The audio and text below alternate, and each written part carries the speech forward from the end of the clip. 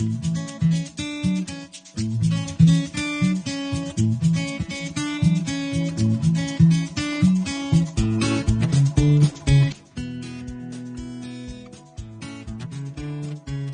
Sobat Gajah, selamat datang di episode ketiga Cegah Cerita Gajah di UI Biovesten bersama Melangkah Lindungi Sang Gajah.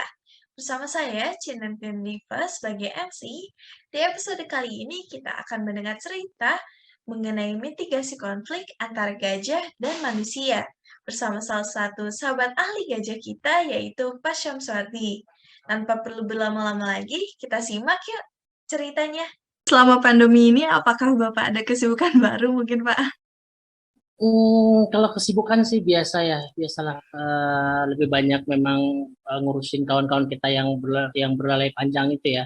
Ini barusan saya juga baru pulang dari daerah Sumsel ya untuk Wow, melakukan sosialisasi mitigasi konflik gajah ya bersama dengan teman-teman KSDA dan Dinas Kehutanan Sumsel. mungkin bisa diceritakan atau mungkin dikenalkan apa sih itu PJHS kepada teman-teman sahabat gajah yang masih belum kenal nih, Pak?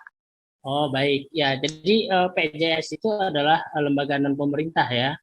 Dan kita memang fokus untuk satwa liar, salah satunya gajah sebagai apanya kita, kemudian juga harimau, dan tentu PJAS tidak lepas dari bagaimana melakukan pemberdayaan dan pembinaan terhadap masyarakat yang ada di sekitar kawasan hutan, karena bagaimanapun juga masyarakat adalah garda terdepan sebenarnya bagaimana untuk baik itu memitigasi maupun orang yang pertama kali sih memanfaatkan apa yang ada di sekitar wilayah hutan dan sekitarnya.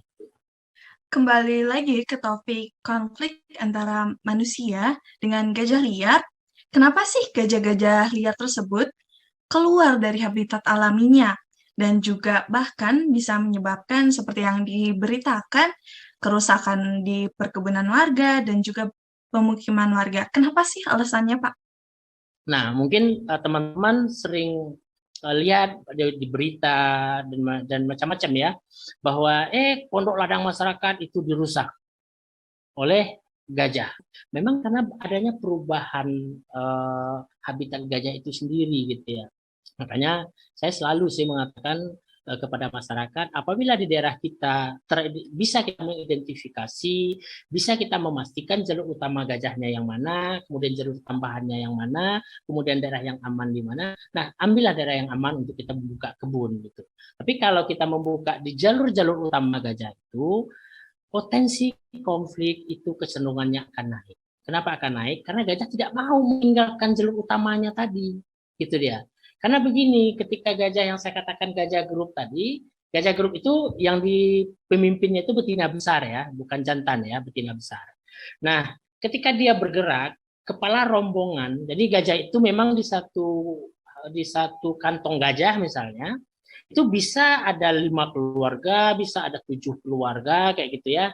Nah, biasanya memang ada keluarga dominan untuk melakukan pergerakan. Jadi makanya ada kalanya kita melihat ini gajah ada sekitar 50 ekor di satu titik. Tapi pada waktu lagi, oh ini cuma 12, oh ini cuma 8, oh ini cuma 16, misalnya kayak begitu. Nah, memang dalam bergerak itu mereka ada pada waktu tertentu mereka bergerak secara bersama-sama, kemudian hanya ada masing-masing keluarga saja. Nah, itu semua seolah-olah mereka sudah bikin kesepakatan besar bahwa ini jalur utama mereka yang akan dia lewati, ini titik kita berkumpul, nah seperti itu gajah. Nah, makanya ada baiknya daerah-daerah yang memang memiliki kantong-kantong populasi gajah yang cukup besar, misalnya seperti itu, masyarakat mengetahui itu. Sehingga memang ketika masyarakat membangun ekonominya yang berbasiskan lahan misalnya, itu jauh lebih aman. Kalau tidak, memang akan terus berkonflik dengan selagi di situ ada gajah, maka konflik itu kecenderungannya akan tinggi memang. Jalur-jalur pergerakan atau jalur-jalur tradisional gajah itu bisa dipindahin atau enggak? Itu bisa dipindahin. Nah, misalnya salah satu contohnya kita harus memenuhi kebutuhan. Saya selalu katakan minimal ada 3 kebutuhan untuk gajah dalam dia bergerak. Pertama di situ ada sumber pakan, yang kedua di situ ada air, yang kemudian arealnya bisa dilewati oleh gajah. Ketika memang kita terlanjur berusaha, terlanjur membangun ekonomi di daerah jalur gajah, maka saya selalu katakan komoditi yang harus dikembangkan itu harus yang tidak disukai oleh gajah. Nah, celakanya kan kenapa konflik itu tinggi? Yang disukai oleh gajah malah itu yang banyak muncul karena memang secara ekonomis, contohnya sawit misalnya ya, atau tanaman karet. Karena gajah juga suka sekali untuk mengkonsumsi tanaman-tanaman yang punya getah, yang bergetah. Kemudian kayak sawit, kemudian yang lain-lain. Banyak sih sebenarnya pilihan-pilihan yang punya nilai ekonomis yang bagus juga, sehingga memang bisa kita tekan dampak dari konflik tersebut. Apakah dari Bapak, dari teman-teman PJAS dan juga pemerintah memberikan edukasi lain kepada masyarakat? Ya, itu saya pikir menjadi wajib ya, mengedukasi gitu ya. Jadi edukasi dan awareness itu memang harus selalu kita berikan kepada masyarakat yang memang tinggal, yang memang hidupnya itu bersama-sama ada gajah yang ada di situ. Mereka juga ikut bertanggung jawab dalam tanda kutip terhadap keselamatan si gajah. Kemudian dia juga harus memikirkan bagaimana usaha ekonomi mereka. Itu memang upaya-upaya itu selalu kita berikan. Nah, sebagai contoh saja, tanggal 3 kemarin kita di daerah Oku Selatan itu bersama teman-teman KSTA Sumsel, Dinas Kehutanan yang ada di sana, kemudian kawan-kawan KPH bersama-sama memberikan sosialisasi, yaitu mengedukasi masyarakat bahwa mereka jadi tanggung jawab untuk gajah ini tidak hanya ada di pihak pemerintah saja, tetapi kita sebagai masyarakat juga harus punya tanggung jawab. Ada yang menarik juga, misalnya contoh pertanyaan yang kemarin yang muncul di sana, Pak, ini penting gajah sih atau penting orang gitu? Misalnya sebagai contoh, kalau ada tanaman kita dirusak, bahkan sampai ada orang yang cedera dan segala macam, itu anteng-anteng aja tuh.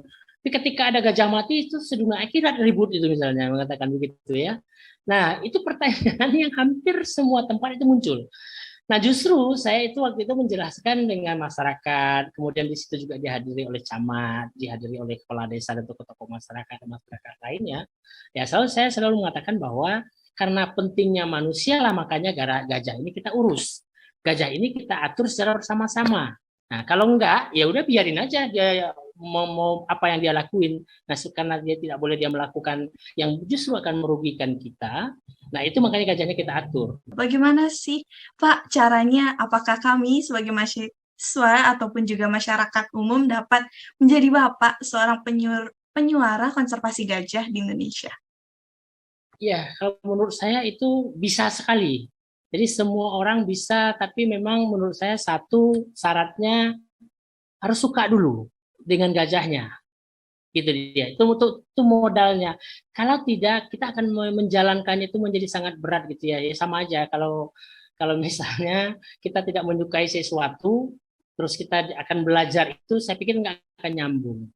Nah, jadi memang menurut saya satu memang harus punya sennya dulu, mau harus punya rasa sukanya dulu. Nah, menurut saya itu menjadi satu modal bahwa ini kita menjadi tanggung jawab kita bersama. Makanya saya selalu dari beberapa waktu yang lalu memang fokus khususnya untuk mitigasi konflik gajah ya.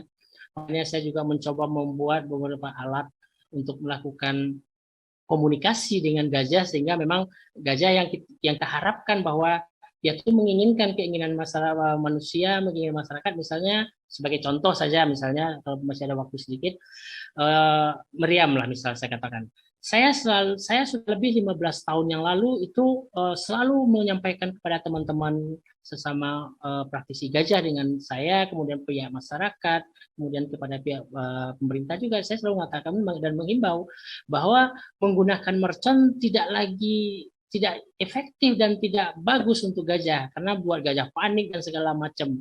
Menurut saya sangat tidak efektif. Belum lagi dari misalnya banyak sekali tuh korban teman-teman yang bekerja di gajah, masyarakat yang tangannya sampai harus putus karena mercon tadi ya.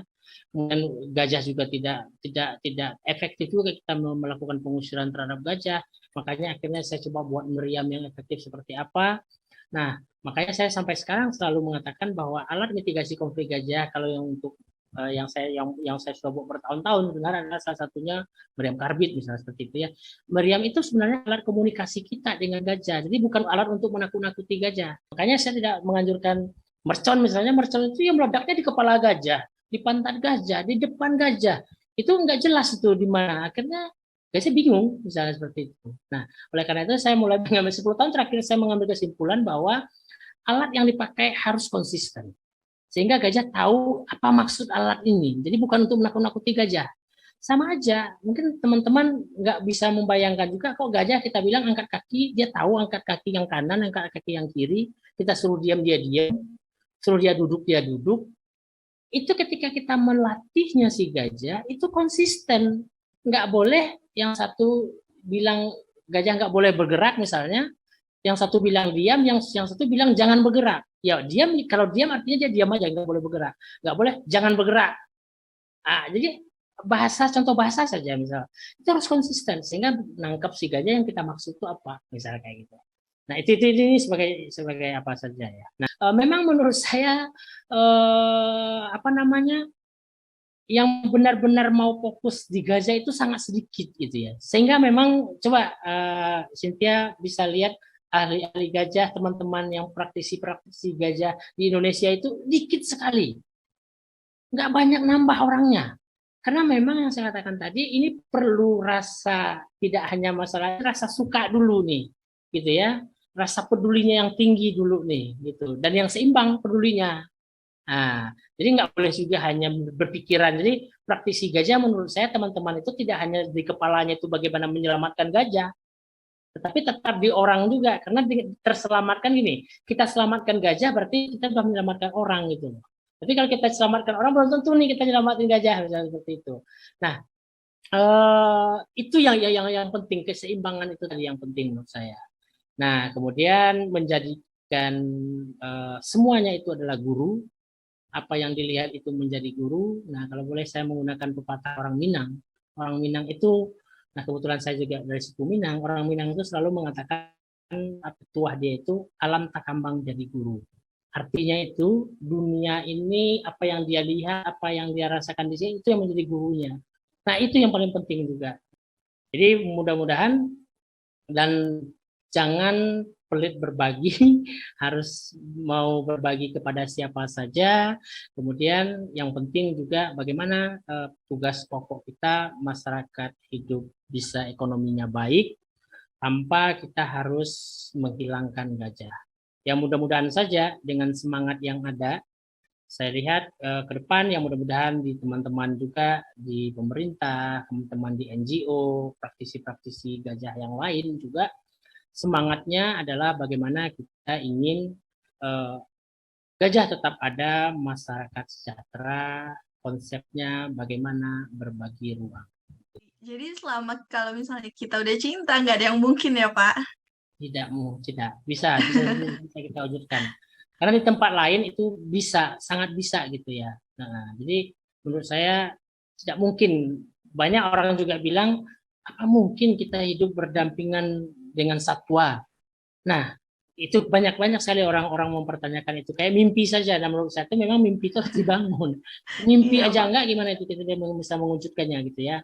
Nah, di beberapa tempat ini sudah terbukti. Jadi bukan saya bicara saja, dan beberapa tempat yang saya lihat itu terbukti. Contoh, saya berkesempatan jalan ke Taman Nasional Kaziranga di daerah Assam namanya, di daerah India. Waktu itu saya berkunjung ke Taman Nasional Kaziranga. Di situ saya benar-benar kaget, benar-benar surprise ketika saya berhenti di satu titik di situ. Terus saya melihat ini jalannya jalan aspal bagus. Kemudian di kanan itu saya lihat ibu-ibu lagi tanam padi. Perempuan-perempuan India itu lagi tanam-tanam padi. Itu hanya di batas jalan besar. Di samping ini, di sebelah kiri, itu badak. Itu lagi berkubang. Itu selalu nggak punya masalah aja dua-duanya ini. Yang si ibu itu tetap aja asik saja menanam, ada 3-4 orang situ. Si badak pun juga asik juga dengan aktivitasnya itu berkubang di situ. Waktu itu saya tanya ke orang itu, loh, kok bisa seperti ini? Nah, kalau di Indonesia, kalau di Indonesia ada orang yang dekat dengan badak yang seperti itu, biasanya pemburu yang lagi ngintain badak itu biasanya. Jadi ini enggak, mereka benar-benar, makanya saya benar-benar surprise di waktu itu. wow, saya bilang, ini luar biasa ini ibu-ibu terus di sini bekerja seolah tidak melihat si badak. Si badak juga kayak seolah nggak tahu di situ ada orang gitu. Itu nggak mungkin mereka tidak saling tahu, gitu ya. Nah, menurut saya ini mungkin bisa dilakukan di Indonesia. Nah, makanya juga bagaimana sekarang tanggung jawab kita bersama kalau kita bicara konflik dari awal. Konflik itu kan negatif sebenarnya. Nah, bagaimana ini kita robah, kita balikan dia menjadi positif. Sekarang masyarakat berpikir kalau ada gajah di tempat saya itu ancaman. Nah, bagaimana nanti masyarakat berpikir kalau gajah hilang di tempat saya itu ancaman buat saya kalau dia hilang. Nah, makanya sebenarnya konsep ekowisata, bagaimana juga artinya mengembangkan potensi-potensi ekonomi di masyarakat. Nah, tapi ini memang tidak gampang. Nah, menurut saya ini sudah kita mulai membangun ini, walaupun beberapa tempat sudah bisa kita lihat sebenarnya. Misalnya sebagai contoh di daerah Pangkahan misalnya. Nah, teman-teman yang ada di situ juga mendorong bagaimana gajah dijadikan apa namanya menjadi kunjungan yang dilihat, mereka patroli dan segala macam. Dampaknya apa? Masyarakat di situ punya guest house, masyarakat juga bisa menyediakan souvenir dan segala macam ketika orang datang melihat gajah yang ada di situ. Maupun misalnya di Wekambas yang memang dari dulu sebagai kunjungan wisata misalnya seperti itu. Nah, untuk daerah-daerah yang lain untuk kunjungan gajah-gajah bagaimana gajah liar bisa dilihat. Nah, itu menurut saya juga sampai sekarang menjadi mimpi besar saya.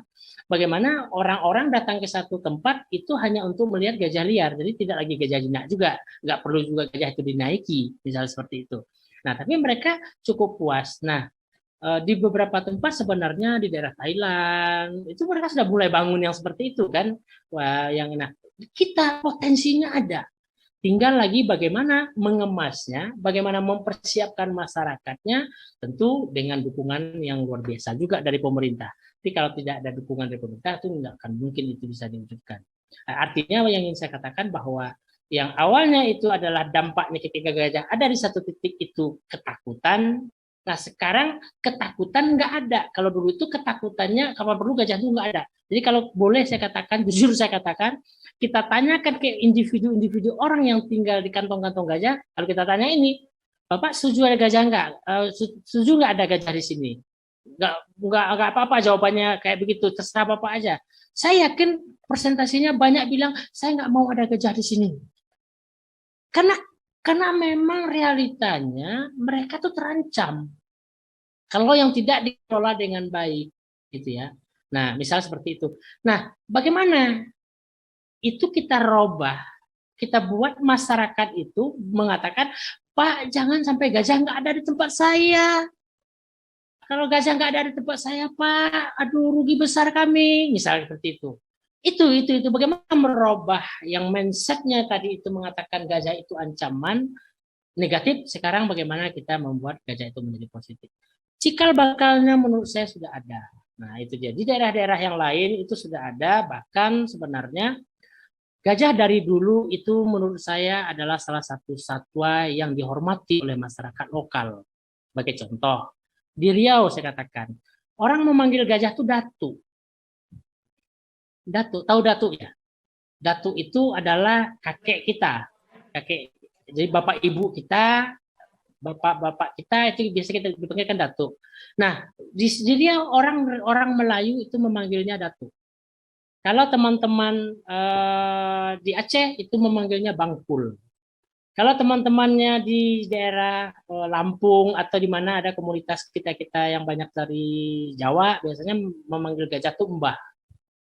Nah, itu menurut saya adalah bahasa-bahasa penghormatan secara tradisional sebenarnya masyarakat ya cukup tahu dan cukup sadar bahwa ya gajah itu punya hak juga dia untuk hidup, gajah itu harus kita hormati juga gitu ya. Nah, modal-modal itu menurut saya yang harus kita bangun kembali karena memang saya yakin betul gajah kalau kita berpikiran positif terhadap gajah itu maka aura yang dikeluarkan gajah itu akan positif. Sama saja banyak orang di daerah konflik kalau mungkin pernah tahu ya misalnya, kita nggak boleh betul cakap sombong tuh sama gajah. Misalnya mengata-ngatai gajah yang tidak baik, bahkan menantang-nantang gajah. Nah, banyak yang saya temui, itu gajah itu langsung memang misalnya, wah gajah datang ke sini ini, wah itu udah marah gajahnya.